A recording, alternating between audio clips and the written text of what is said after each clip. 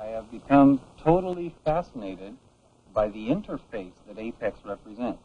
You've got one side, which is this very mechanistic, kind of predictable computer program with numbers, right?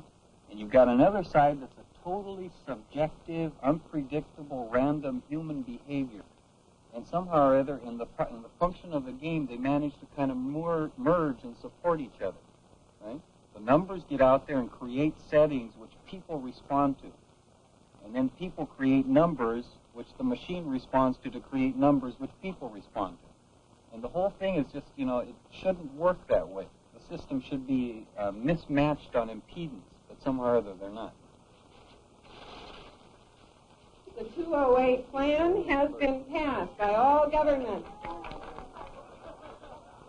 This morning's printout from the computer is full of good news for the players. The Regional 208 plan has been passed, allowing action to proceed on many fronts. Industry is making good progress against pollution.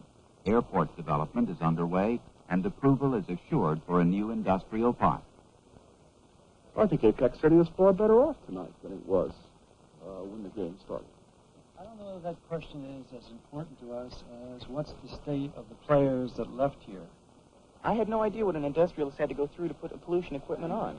I always thought it'd be relatively easy, but it isn't. You have to have the money, you have to have the time, you have to have the technology. And I want to work for something like the Environmental Protection Administration. And now I've seen the other side. And it takes a working together, environmentalists, developers, planners, industrialists, to make a viable thing of the new environmental regulations, which are essential unless we're all going to choke to death or die on our own effluent. It's really reaffirmed my optimism about planning. Even though the planners in the game actually had a problem, I really don't feel that it was anything that couldn't have been solved. And I can take that away with me. Successful conclusion of the game is just the start of better decision-making by managers when they return to their home communities. But first, they have to let go of the game.